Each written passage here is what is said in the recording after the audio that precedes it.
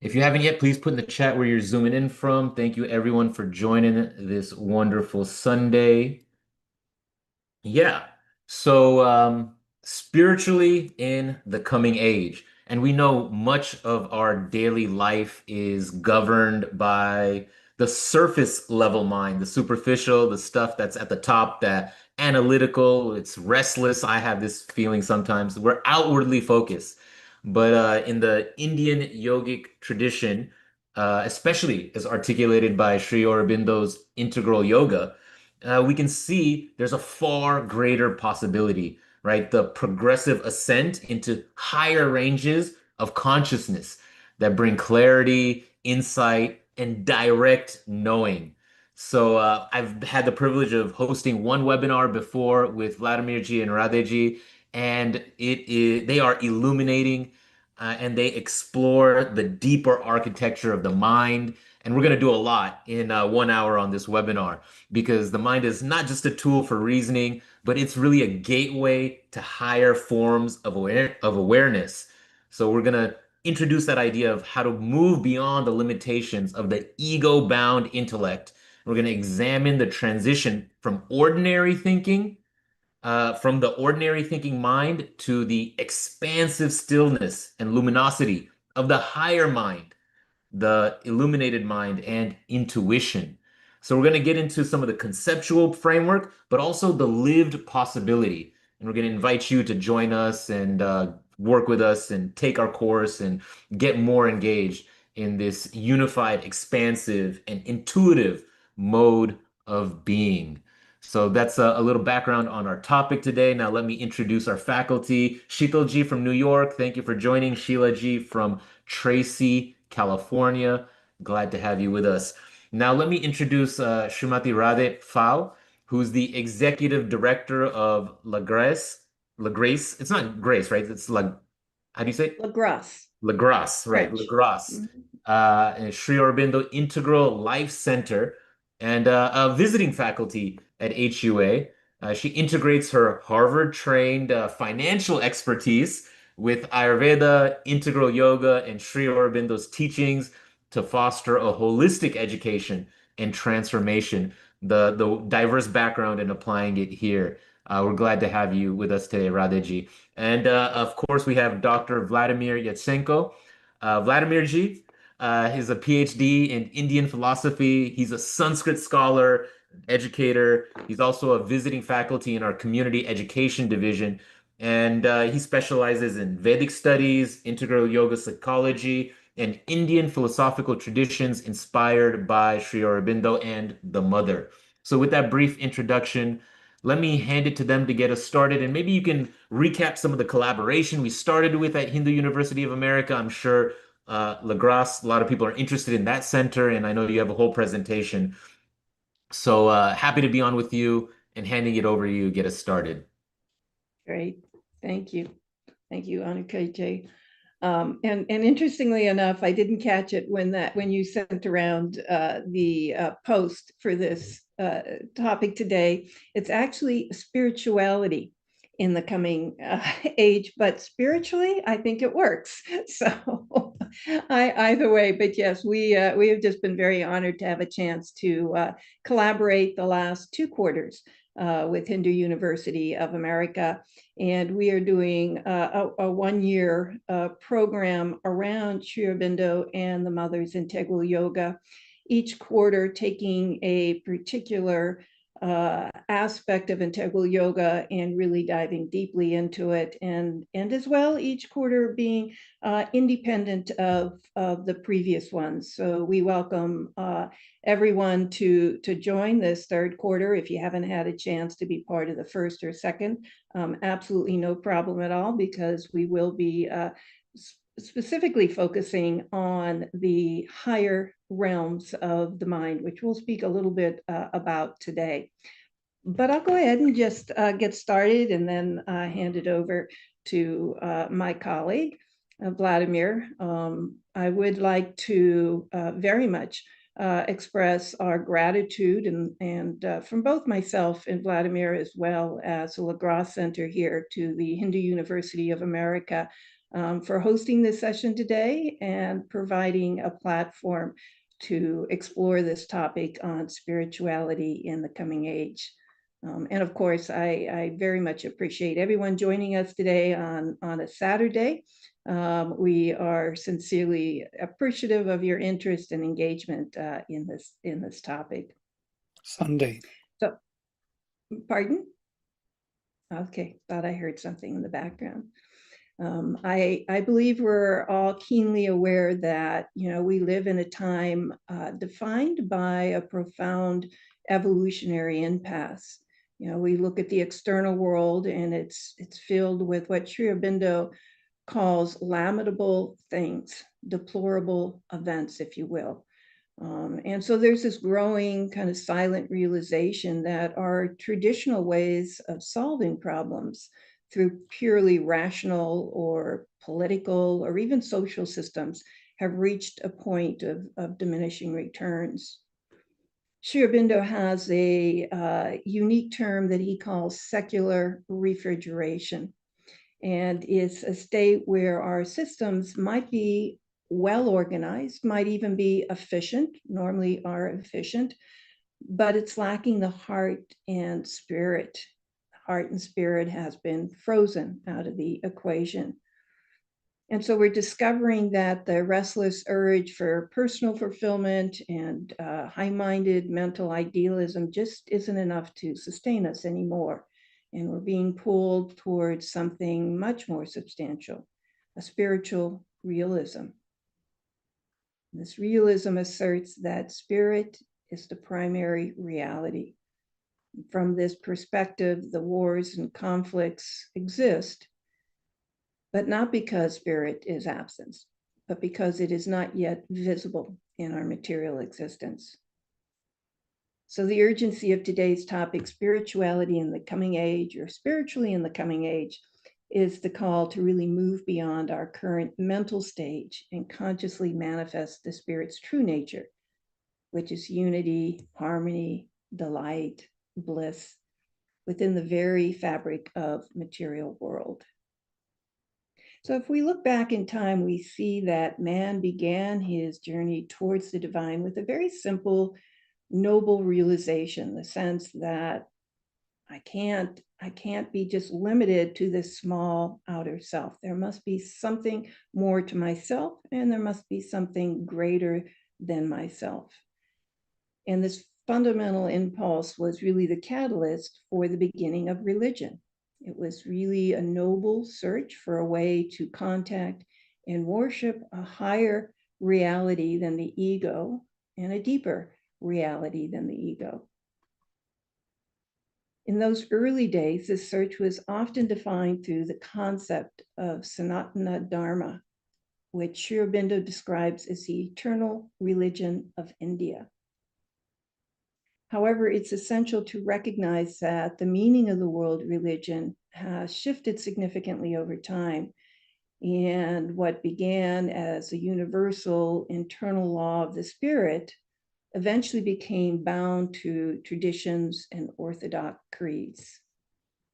And in our modern Western world, religion is often treated as with a special avocation, right? It becomes kind of a subset of our daily life. And we see this often when religion becomes a book on our already overcrowded bookshelf, or an elective in a curriculum being offered by a university or an institute, or sometimes even a to-do, if you will, an item on our to-do list that's already very long. So in this framework, religion is only but the human way of approaching the divine. And we really want to take a look at the divine way of approaching the divine. So the great risk here is that we try to outsource our responsibility, that we look for external spiritual authorities, we look towards intermediaries, or even a mass marketed formula to provide answers so that we don't have to trace the path ourselves, right? And in the coming age, we must move beyond this. For those of you that have read or are familiar with Sat Prim's book, The Adventure of Consciousness, here he rightly states that we must implicate ourselves if we are to grow and progress spiritually. And to implicate ourselves means to recognize that we are not merely studying a philosophy. We are, in fact, the subject, the object, and the experiment itself. And if we are to truly become the experiment, as Satprim suggests, then we must move from the comfort of inherited belief to the raw, unfiltered authority of personal inner discovery. I know we often fear that without a manual we'll be lost, but actually the history of integral yoga and its path proves actually the opposite. To understand how a human being can stand entirely on their own spiritual feet without the crutch of tradition, well, we have only to look at the very pioneers of this new age, Sri Aurobindo and the Mother.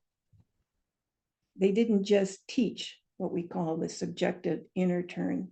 They were actually impelled by their very upbringing to live it.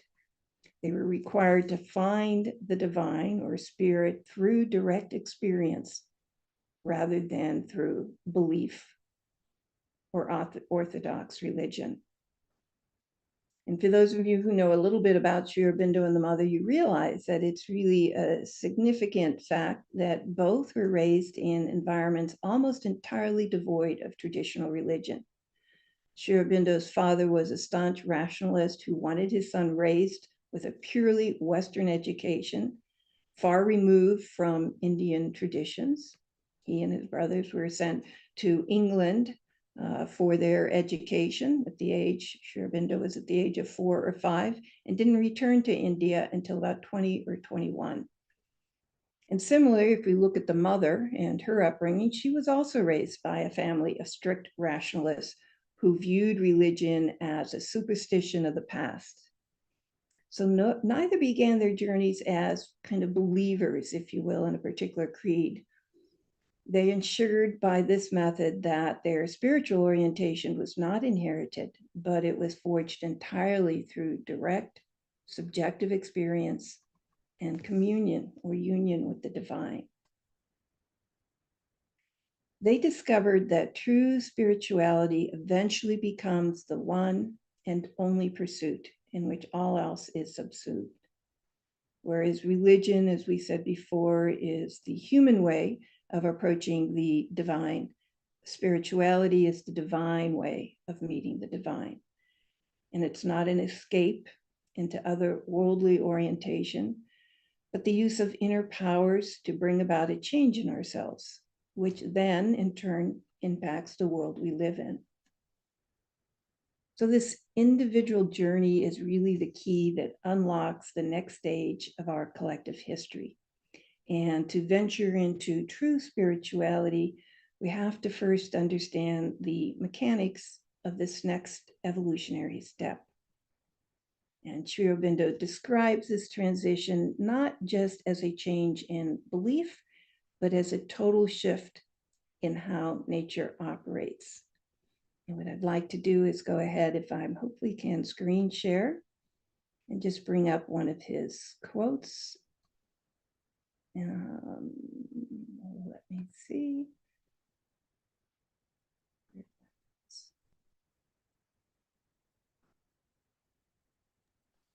I'll just go to the next poll. So keep a lookout for that. Yep. We can see. Great. Okay, perfect. So here's what Sri Aurobindo says about the next evolution. He says the spiritual man is the sign of this new evolution. The spiritual man is the sign of this new evolution, this new and higher endeavor of nature. But this evolution differs from the past process of the evolutionary energy in two respects. First, it is conducted by a conscious effort of the human mind, and it is not confined to a conscious progression of the surface nature, but it is accompanied by an attempt to break the walls of the ignorance and extend ourselves inward into the secret principle of our present being and outward into the cosmic being, as well as upwards towards a higher principle. So it's an evolution in which we participate consciously and not just rely on the evolution of nature that's been taking place for millions of years. And that movement, as he mentions here, is both an inward movement to our innermost self. It's also an outer movement, a universal movement embracing all of cosmic being, as well as an upward movement towards higher principles. And he concludes by saying the spiritual change begins by an influence of the inner being and the higher spiritual mind. We have to exceed our present consciousness and surpass our present status of nature.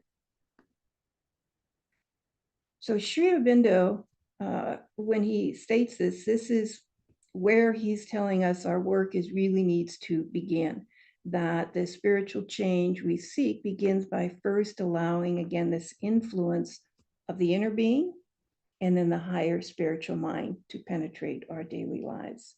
And it's through the cultivation of these higher faculties, moving beyond our current rational intellect into the realms of intuition, illumination, revelation, and beyond, that we find the power to exceed our present consciousness and surpass our present status of nature. Interesting, Sri Aurobindo did not write about these higher faculties. In fact, what I can do here, let me just on-screen share. Just wanted to really be able to share that particular quote. But importantly, Sri Aurobindo didn't write about these higher faculties as a mere philosophical theory. He actually mapped them out from his own spiritual experiences, in a sense. And his own journey began going beyond the rational mind in 1908. And this is when he had his first real spiritual experience of kind of that permanent, that absolute mental silence. And this occurred in just 3 days. And in that quiet space, he began to perceive and then systematically explore the specific vertical graduations of consciousness existing above our ordinary mind, our rational linear mind. So he first climbed to what he called the higher mind, and from there to the illumined mind, and from there the intuitive mind, and eventually the overmind. Now, these are states of consciousness above, again, the ordinary rational mind that we'll be going into detail in each and every one of these in the upcoming course. And I believe also that Vladimir will be mentioning these soon in his discussion.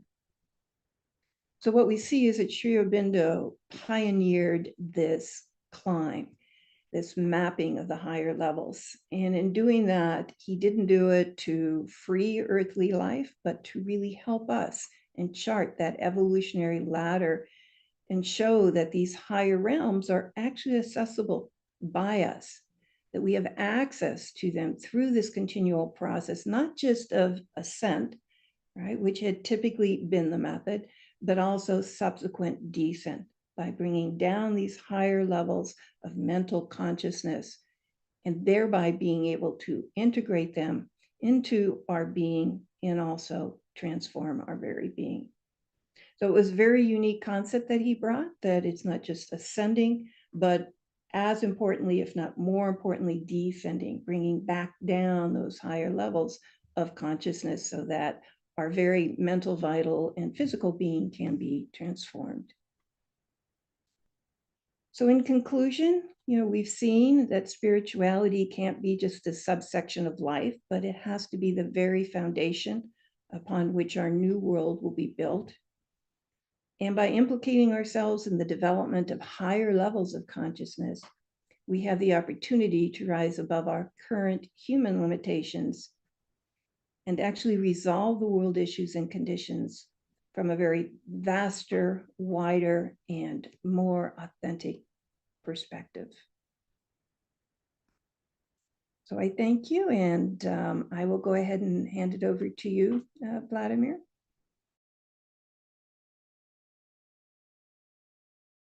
And you are muted.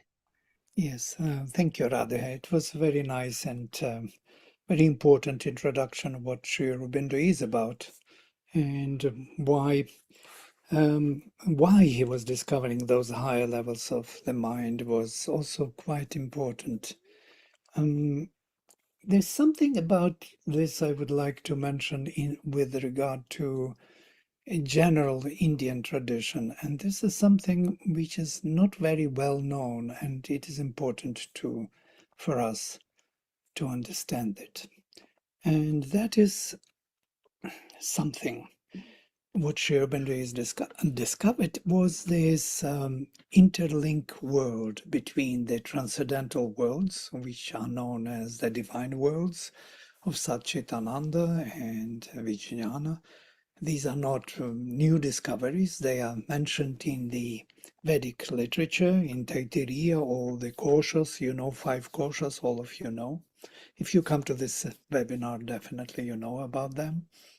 So that is Annamaya Kosha, Pranamaya. In Taittiriya, they call them Purushas. Yes, Annamaya Purusha, Pranamaya Purusha, Annamaya, Manomaya Purusha, Vijnanamaya Purusha, and Anandamaya Purusha. So 5 levels of the being.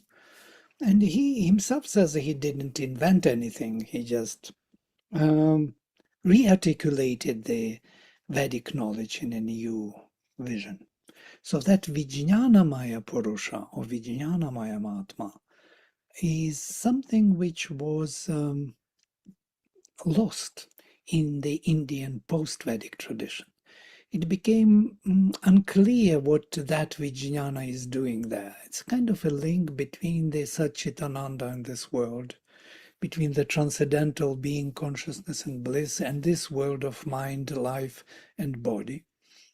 But it was known that it was the link from the tradition, but it had no value. It had no, what do you say,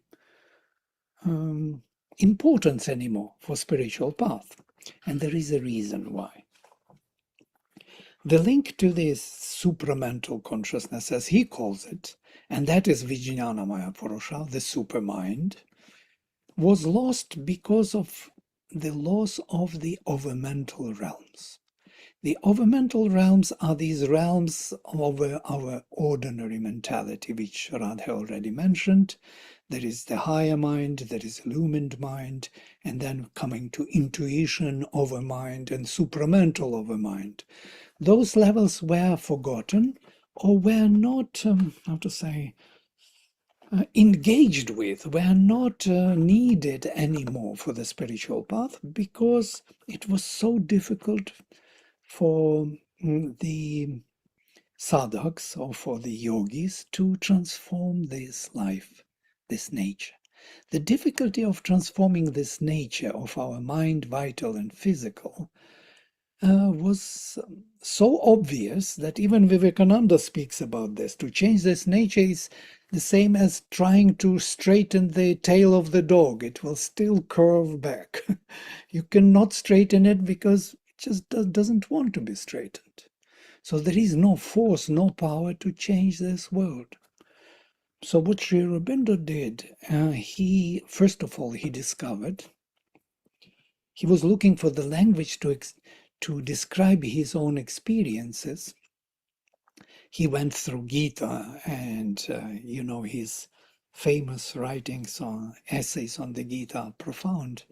He went through Upanishads. He found there all the confirmation for his kind of evolution of consciousness, rising to the higher levels of consciousness, Vijnanamaya and Anandamaya Purusha. And still, he didn't have enough language to describe his own experiences until he discovered the Veda, the Rig Veda. And in the Rig Veda, he came across these profound 3 streams or currents, Ila, Saraswati, Mahi, these 3 rivers of the supermind, which connect us to the revelation, inspiration, and the vastness of the supramental consciousness. From there, he started his, studies of the Rig Veda in another way, in his own spiritual way. And in the Rig Veda, these levels of Svar world, the world of the rays of the sun, are known as Sri Aurobindo will name them as the overmental levels, the levels above the mind. And today, interestingly enough, I see today Chitra is joining us from another course on the Rig Veda and Angiras Rishis, and we exactly spoke about this Ayasya Rishi. Ayasya Rishi is a Rishi who brought the Navagva Rishis of 9 rays, 9 months, Rishis of all the fullness of realization of the lower hemisphere to the 10th level, beyond to the Svar world, with the help of intuition. And intuition is acting upon us in the Veda as Indra, with his Vajra, with his lightning. He breaks through our ceiling. Our illumined mind is actually the ceiling through which the intuition of the uninvolved light of the sun breaks through and shows us all how we perceive the reality in a new light. So what is interesting about this is that a recovery or rediscovery of the overmental levels, from intuition to the overmind and to the supramental overmind, led him to the discovery what it connects to the supramental consciousness, triple supermind. And that is the greatest contribution of Sri Aurobindo to the future of humanity. What happened with this recovery of the supermind as really the force which manifests the transcendental Satchit Ananda in this world? He brought back the capacity of the change, transformation of our nature. The transformation of our nature without the supramental consciousness is impossible. With overmental Godheads, it's not possible to do it. That's what he discovered. This is the greatest discovery.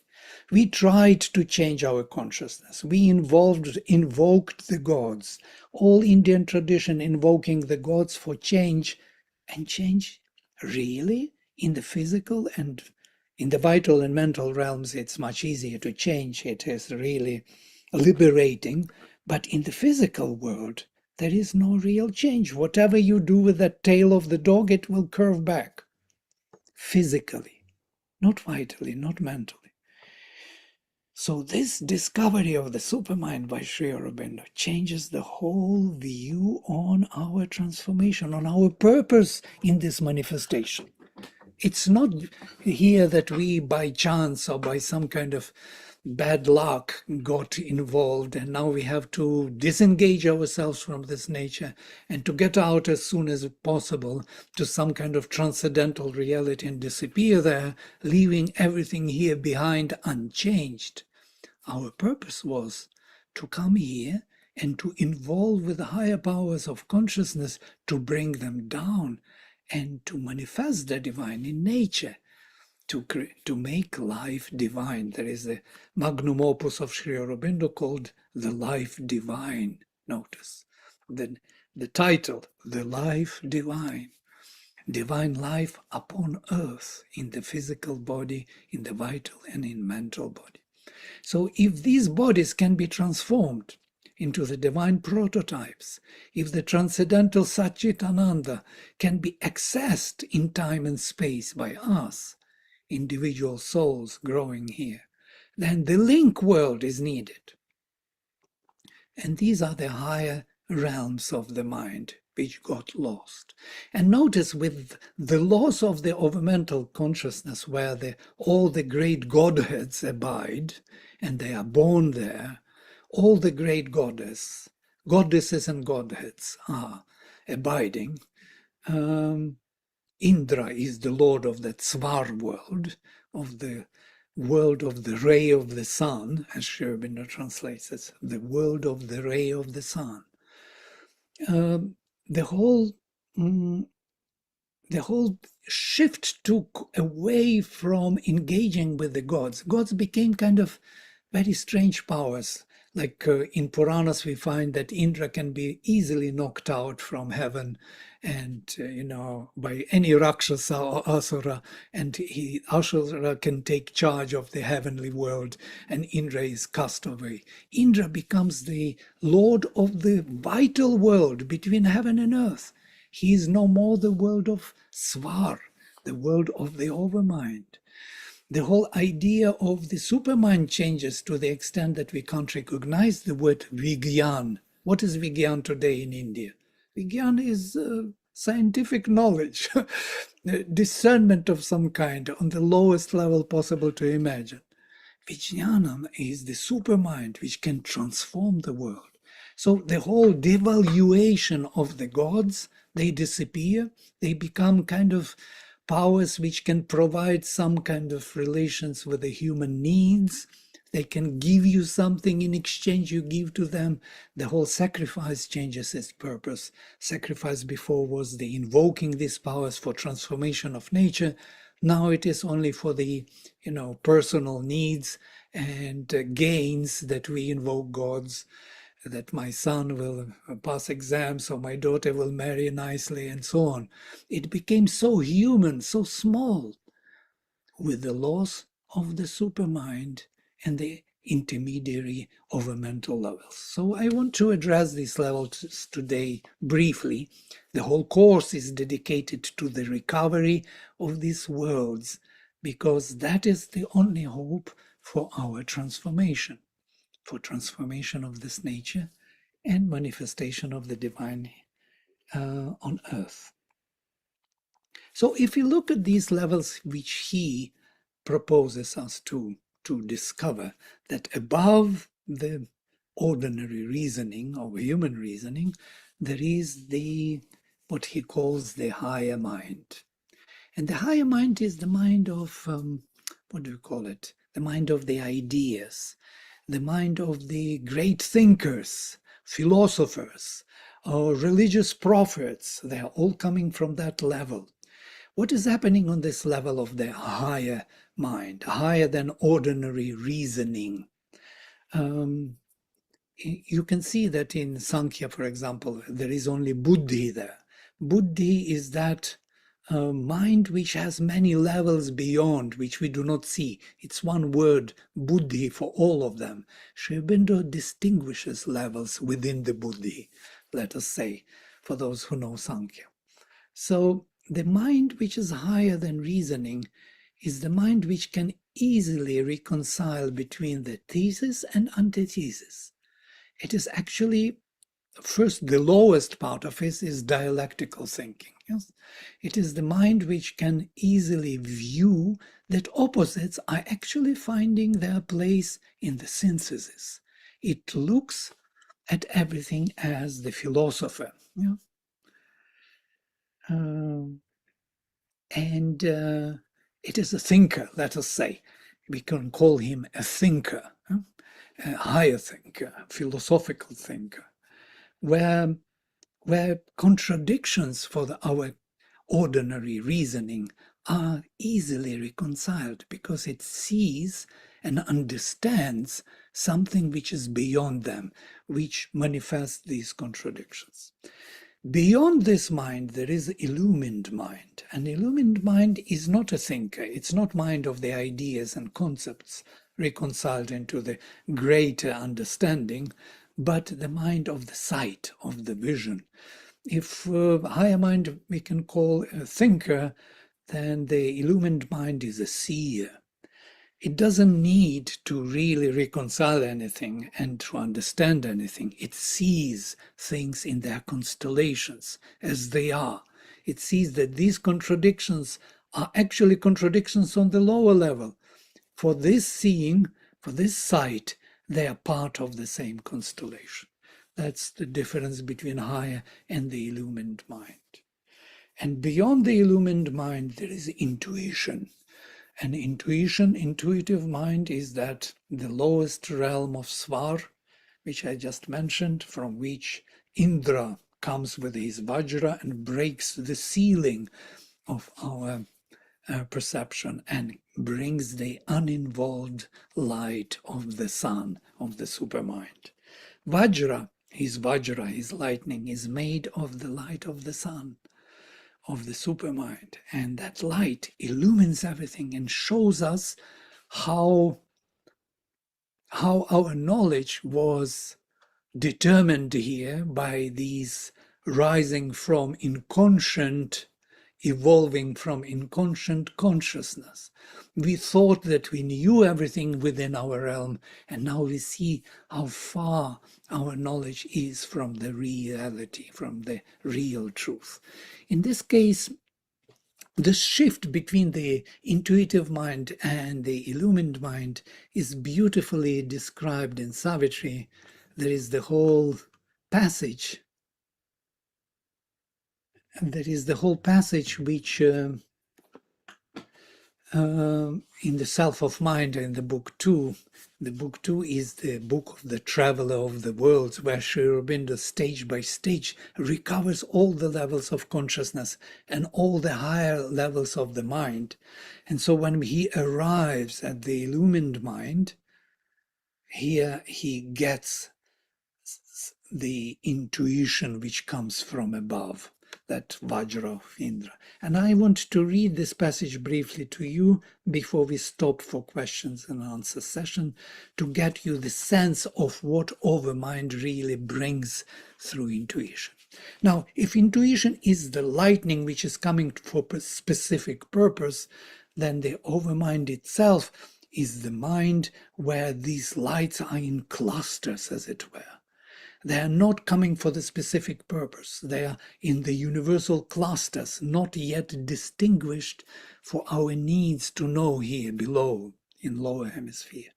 So it is the vaster realm of Vishnu, where all the knowledge is already being separated by the night, but still holds back into the bigger bulks of knowledge, if you will, of the cosmic knowledge.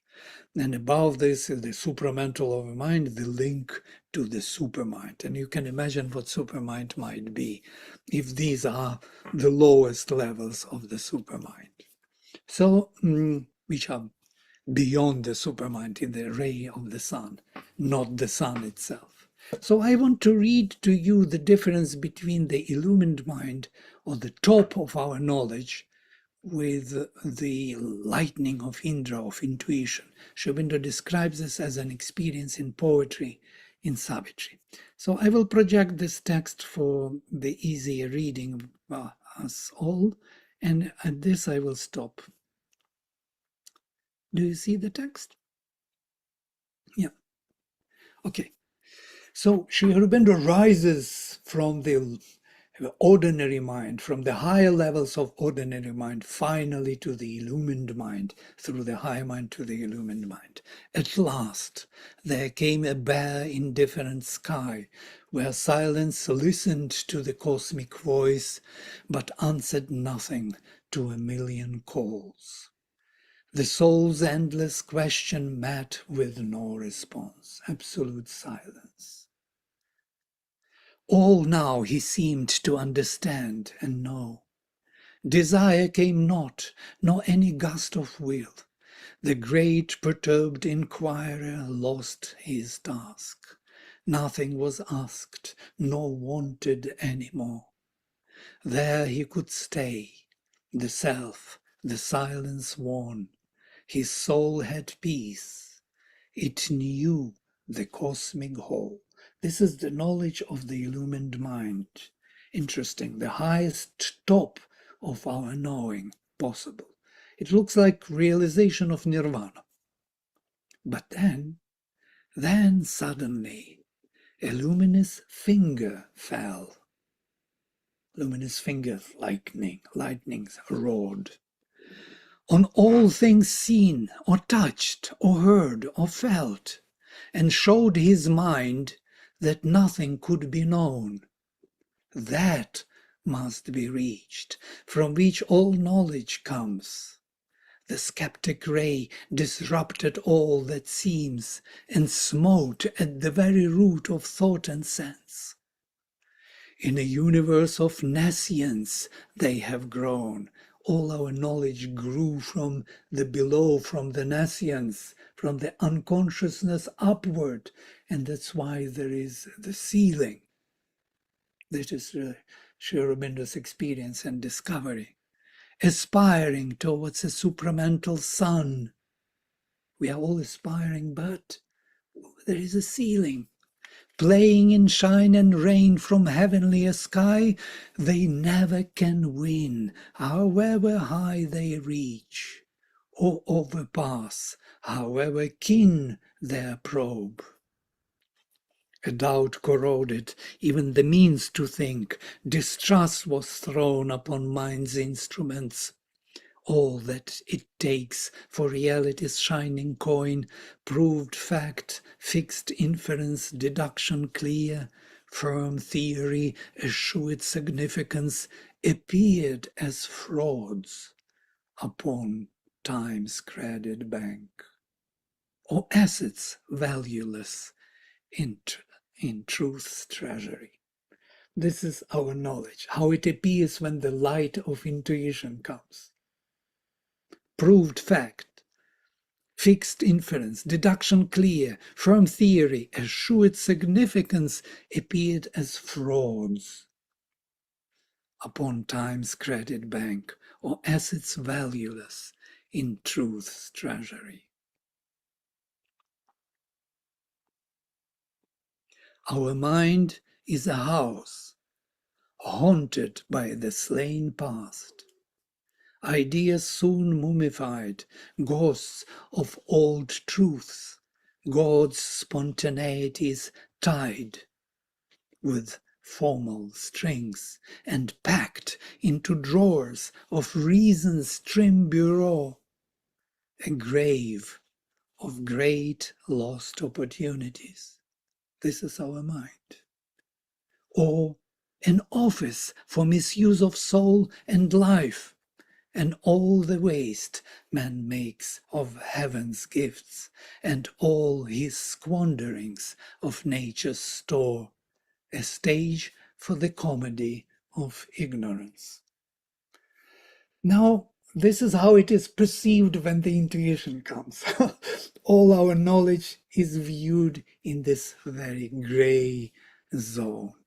So this is just for you to have a taste of what is waiting for us to discover, what new faculties we have to acquire in order to proceed and to transform our lower nature. So here I will stop and we will open to the questions or any remarks from your side, please. Wonderful. Appreciate you so much. What a high level discussion. We have a few questions coming in. I have a poll up. Please fill out the poll. Let us know. Let me just share this one. How familiar are people with Sri Aurobindo is the second question. Most people are a little familiar. Nobody else is an expert. And then the next poll I'm asking is just about course logistics, what's best for you. And then let's get into some questions. Shito is asking about where can one get a spiritual introduction to the knowledge of the Vedas? Where you're here in the University of America. These courses give you that introduction. Maybe we can get into some book recommendations. But your last question, right? How much is lost in translation, right? Vladimir, you are an expert in Sanskrit, right? You studied and you make that translation and connection. So, what is lost in translation and how are you bridging that gap? Right. Well, nearly everything is lost in translation. You must have some knowledge of Sanskrit, not even some, but deeper knowledge of etymological system, which Sri Aurobindo proposes, because the language of the Veda is the knowledge itself. But you must know Sanskrit. It is something within the roots, within the words which rishis coined, that they captured the higher experiences of that higher consciousness. It is only in the Rig Veda that we have this vision that we invoke the divine powers to come down and to transform our nature. Did you notice that in the Rig Veda there is no question about mukti? Mukti is not even mentioned. Mukti is not the purpose. There is no mukti in the Rig Veda. Just think about this one small thing, and you will be shocked, because mukti for Vedic rishis is transformation of our nature, of our mental, vital, and physical nature into the divine prototype. That is mukti, not leaving it behind. So all these godheads have to be brought down and work with us, with the soul, Yajamana, who is here, invoking those gods to help Yajamana to reach to the surface and to start the life divine, transforming our physical, vital, and mental nature. So everything, the words are coined for that purpose. The hymns are made by the rishis in a very precise and very highly spiritualized way. The rishis saw the words, the hymns in the highest heaven. They were brought down by them as the expressions of that higher consciousness, by which, with the help of which, we can rise back to the highest consciousness. And in that sense, everything is lost in translation, except, of course, there are few Sri Aurobindo's translation you can read. There is Secret of the Veda, there are hymns to the mystic fire. There is a new volume came up with the Vedic studies and philological studies by Sri Aurobindo from the archives. He approaches language differently. He views it as the means of the spiritual enterprise. Yes, it makes it spiritual. The Sanskrit language is not just the language. That is the language which was coined for this purpose from the beginning of time. It was meant to be the language of the rising of consciousness, and not the language to describe the outer reality. So in that sense, yeah, whatever translation you take, you will be surprised how far away it is from the truth, what is in the Veda. Right. So important right there. But even what you just said, right? Mukti and moksha, right? Sometimes they're interchangeable, but I think there's some nuance even there. Maybe you can just elaborate there a little bit. Yeah, mukti and moksha are used like interchangeable or synonyms. Yeah, mukti is from the same root, much, yes, to be free. So moksha is from desiderative base, like wanting to be free, and mukti is something which is freedom gained by freed being, or so to say, being free. So you see that there is the difference in the language is hardly any. So I would not split that kind of hair for this to distinguish between the two. But if you follow the root, if you follow the language, you will see, you will feel it also. If you know Sanskrit, you will start feeling and the usage of it and why moksha was used and not mukti and so on. But in any way, moksha or mukti, it is needed for as a first step in integral yoga also, because you have to separate Purusha from Prakriti. You must gain the witness consciousness, which is unborn self, which will help us to open us up to the higher levels of consciousness. And in that sense, yes. Right, right. One of my favorite quotes from Wade, Wade, language is the old growth forest of the mind, right? Like you were talking about the higher level realizations that happened when these folks were in their space, then translated into the depth of the Sanskritam. And so that language carries so much more than just the superficial. Koti is asking, does this course involve any scientific and practical approach of practicing modern spirituality? Right? We're all analytical in nature, and sometimes philosophy doesn't satisfy our analytical mind. What do you think about that? I'll go ahead and take a stab at that if I could, and then turn it over to Vladimir. But it's an interesting question, and agree that we're all from an analytical, from the rational mind, feeling much more comfortable when something's presented where we have some scientific proof or evidence to support these higher ranges.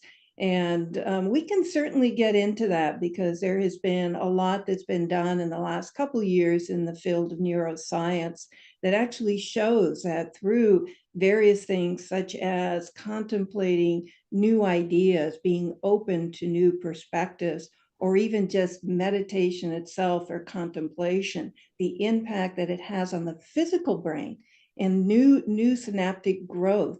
It's just absolutely amazing. It's something that we've looked into in the last, really just the last month, and it certainly proves that many of the spiritual practices, including those that are recommended by Sri Aurobindo and the Mother, have a physical impact on our mind, if you will. So we can certainly go through there, and we would also obviously start before analyzing the higher levels of the mind. We'd start with the mind itself, or what we call mind proper, the rational linear, and we want to understand all the good things about it because it's needed. We're not disking the rational mind, but we also want to know kind of how it thinks, why it does, what is its capacities, and what's its limitations. And from there, when we can start to think about kind of the higher ranges. But in terms of actual practices, we will absolutely be suggesting some from Sri Aurobindo and the Mother, whether that's widening the mind, practices on how to widen the mind or how to heighten the mind.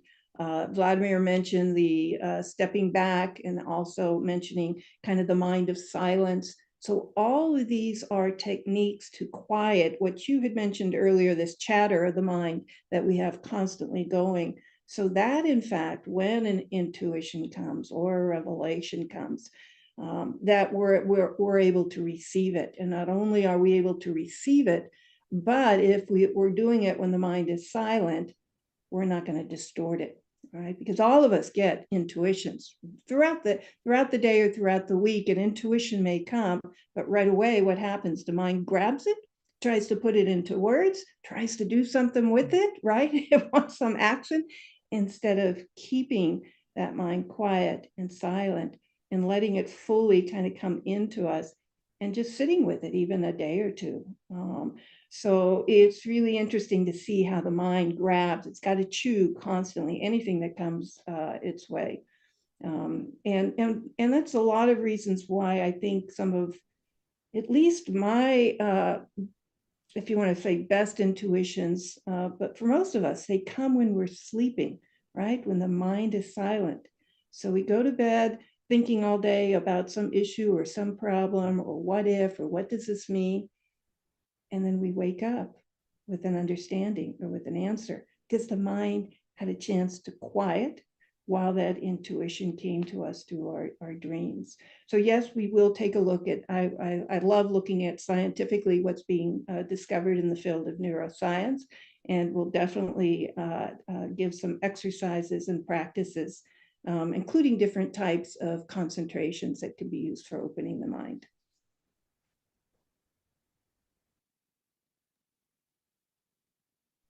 Great. Vladimir, do you want to add anything? Vladimir G? Oh, yeah, absolutely. Well, from my perspective of psychology of what is happening with the lower levels, it's absolutely rightly what Radhe said about the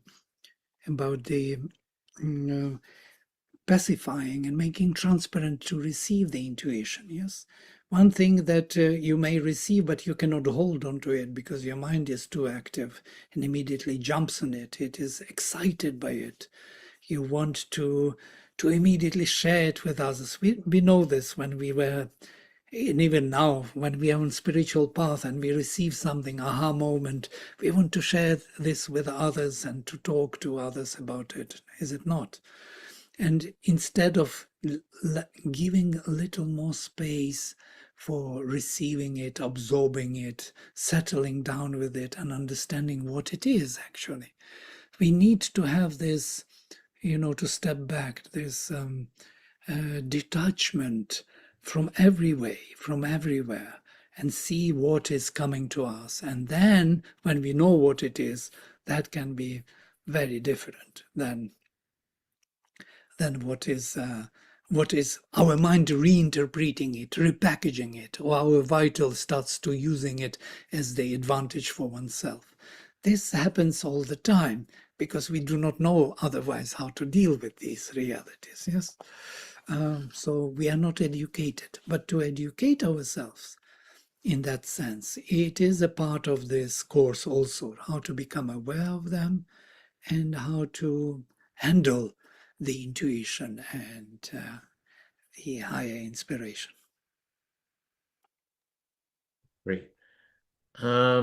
Yeah, I mean, you touched on this also, but Kotiji's next half of his how do we improve intuitions in our meditation, right? And maybe you can get into some practices that Sri Aurobindo Ji and the mother adopted, and then maybe a little outline of the course, right? What are you going to learn? Expectations, time commitment. I put details of the course in the chat. Please take a look. It's going to start on what is it, July 18th, have about a month on Saturdays at 11 a.m. Eastern, 8 a.m. Pacific. There's some details right there. It'll go until September. So please do click through, fill out the poll, let us know if you're interested, and maybe Radheji, Vladimirji, you can go into some of those expectations of the course, how it progresses, in a little bit more detail. Yes, Radhe. Oh, I'll just speak briefly, and sorry for that pause. We just had some company show up here at the center, so had to greet them. But thank you for that. So this course is going to, for those that are unfamiliar with Sri Aurobindo and the Mother, we will start that first session with some background and overview of their lives, but very specifically their spiritual lives and spiritual experiences, because that really sets the stage for areas that we will be covering, as Vladimir had mentioned before. And then what we'd like to do is really very methodically, if you will, go through each of these levels of the mind that were covered in Vladimir's discussion. And as we go through each, we will also be giving certain techniques or practices or reflections, if you will, as to how to access, but very importantly, speaking about their uniqueness at each level and determinant, and then how they really kind of condition or prepare the mind to be able to widen and accept and hold these. So each of these levels will be covered in depth, and as I mentioned, there'll also be practices at each level. I don't know if there's anything you'd like to add to that, Vladimir. Yeah, absolutely. No, nothing to add. The only thing is that there was a question how to train your intuition to receive it better. That will be part of the course, of course. And intuition is not something you can manage. Yeah? You have to become transparent enough to receive it, because intuition is coming all the time. We are under the rain of intuitions from heaven. Yeah? But our perception is so involved in the outer life, into our mental and vital activities, physical activities, that we have no space to even feel that something is happening. Yes?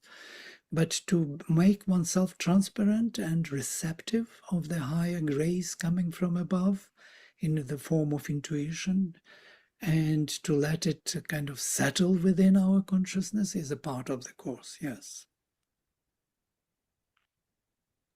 Great. Why don't you take a minute to talk about La Grasse Center, where it is, what you've been doing there, some of the background. I was inspired the first time I heard about it, and I'm sure our audience would appreciate what you're working on. Like you said, people just showed up. It's a beautiful space. I know there's development and all that stuff going on. Maybe you can share about the La Grasse Center. Sure. Thank you for that opportunity. So we are out in Fountain Inn, South Carolina, which is about half an hour from Greenville and from the Greenville airport. And we've got about, it's out in the country, about 300 acres here, property and the center itself. is owned by the Rama family, specifically H.P. Rama and his wife Geeta. We both joined probably about 7 or 8 years ago when the property here was first acquired.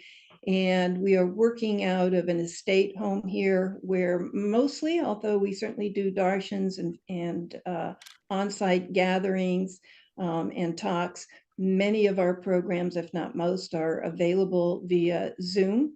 Vladimir gives a series of talks on the Rig Veda, Upanishads, integral yoga, also has several research groups that is being conducted currently, and probably in any one week, what 7 or 8 Sanskrit courses for different individuals or different institutions.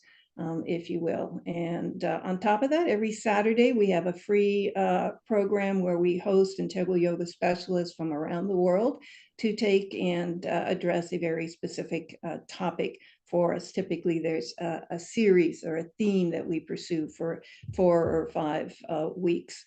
We also have on an annual basis during the summer a 4-day on-site integral yoga retreat, which is coming up in July and can be details found on our website. But it's the time where we have probably about 100, a little over 100 community members from across the US and even a few from overseas come and join us. And it's a pretty intensive time where just a tremendous amount of knowledge is shared from our distinguished speakers, as well as a chance to meet other community members.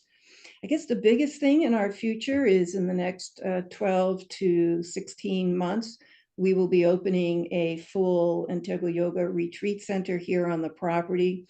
It's about 20 acres that are being developed, and it will accommodate about 200 people in terms of dining and lodging.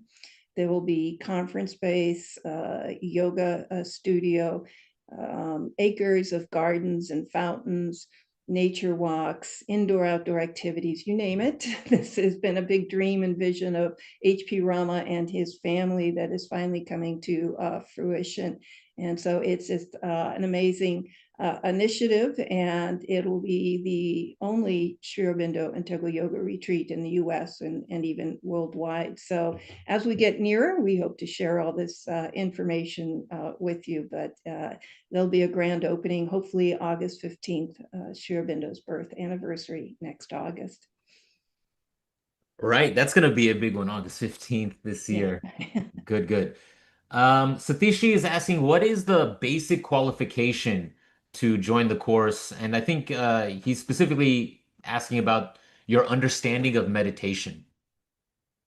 So what are the expectations going into the class? What do people have to have? Are the prerequisites, ages? What's the range of folks who take the course? And yeah, if you can get into Yeah, that. we're both kind of shaking our heads saying no really pre-requirements, and aspiration, an opening to learn, and a desire for reflection, if you will. But actually, probably if you don't meditate, that may actually be a benefit, because people have very strict ways and methods of meditating, and we really want to introduce kind of some other methods that might be more conducive, if you will, to these opening to intuition and higher levels. So don't need to be a meditator, don't need to know about Sri Aurobindo and the mother. Again, we'll provide that information during the first session and have a couple videos that you can watch. So it's really just your personal intent to learn and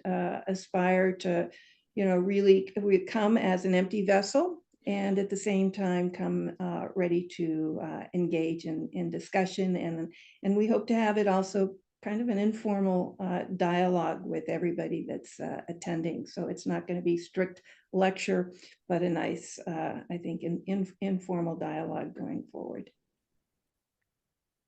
Yeah, wonderful.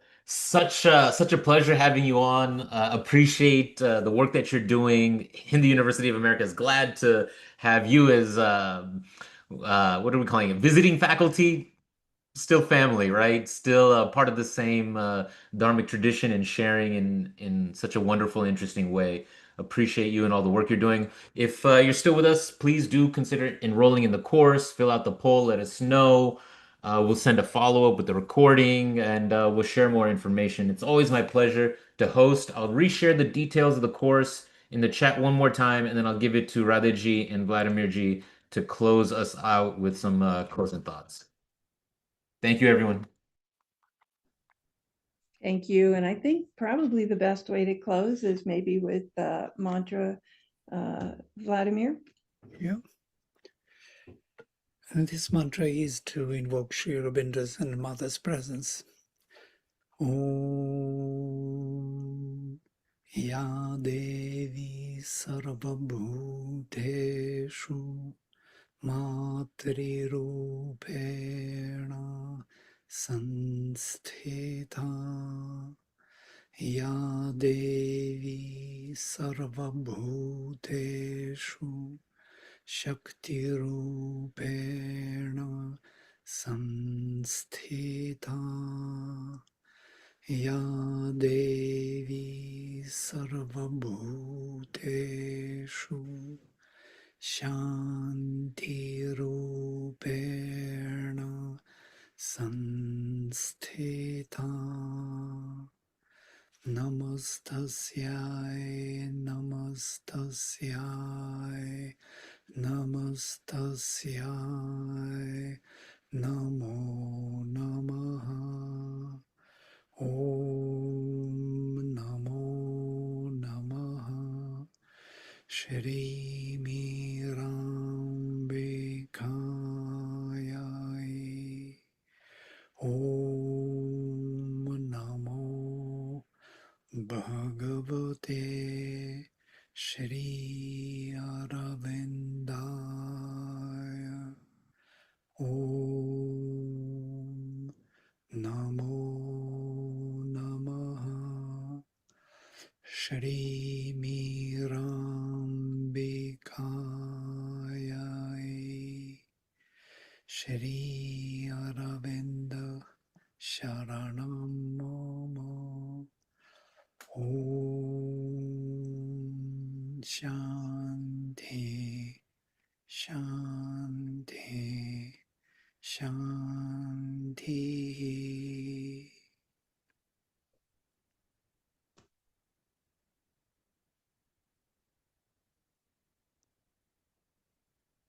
Thank you so much. Thank Beautiful. you. Thank Namaste. you. Enjoy the rest. Namaste.